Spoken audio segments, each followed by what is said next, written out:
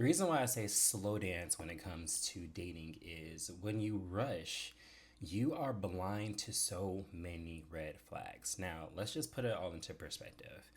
You're lonely, you're tired of being alone, you really want a partner.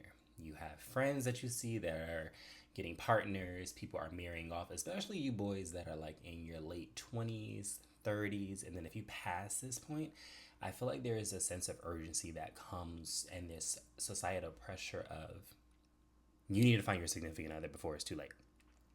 So then you're kind of rushing into it and you're kind of doing it blindly. And I say that because I've seen this happen and I've had experience with this firsthand where you become, and I'm trying to find better language to communicate this to not make it seem so negative, but I'm just going to speak from my heart. You become so desperate to be loved by someone, to experience another person, to have another partner, that you start to neglect yourself. You get to a place where you start sacrificing different parts of you, saying yes when you should say no. You don't even remember who you are, and the lines blur, and you are sacrificing and catering more to that person, their needs, their wants. It's almost like they are the king in the relationship, the leader in the relationship. You are the queen, you are the follower, you are like their servant, and it's not balanced, it's not equally yoked. Now, mind you, some relationships that dynamic actually works, but what I have noticed is a lot of people, especially the ones that are really craving an intimate relationship and then they rush into it and they find that person, they find somebody that they've been almost like fiending over or really wanting and desiring, and they forget who they are completely. They become everything and anything that that person needs them to be so they can be chosen, so they can be loved, so they can be picked. And moving from that space does not leave space for you to feel loved. You're not in the relationship, you are catering to that person and you are seeking their validation, their approval, their partnership. You are just wanting them to love you because you desire to be loved so badly.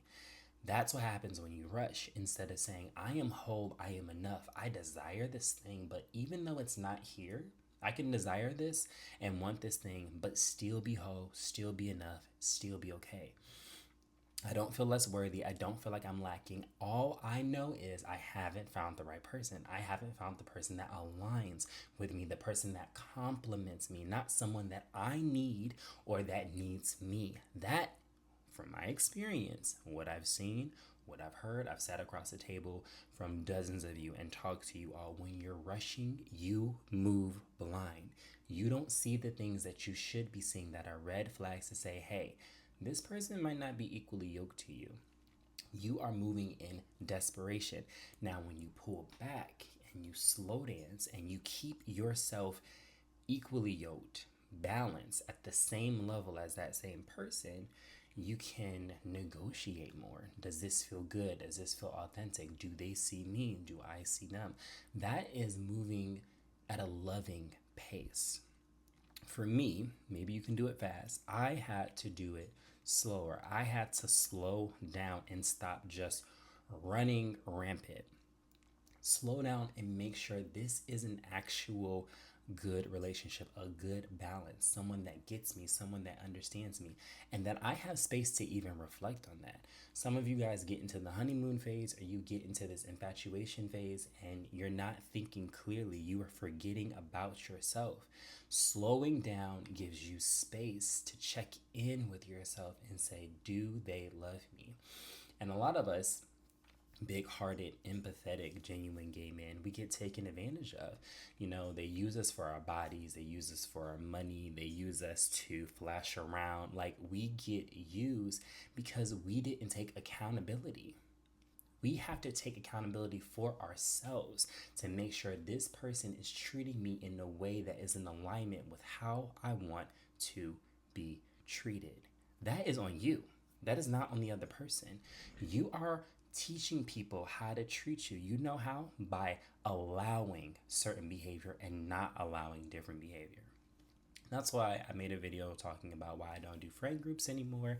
I honestly don't even have a lot of relationships. And I can make another video about that if you guys want me to dig deeper into that, because I've gotten to a place where I value myself so much. I love myself so much. I have learned to pour love into myself so much that I don't need a whole bunch of other people around me. If I have somebody around me, they are complimenting what I am doing, where I'm going, and where I am growing. I'm not desperate for friends.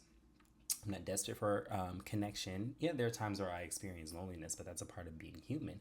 But I am not sacrificing myself, my standards, who I am, and what I want, because that awareness is vital to the success of any type of relationship.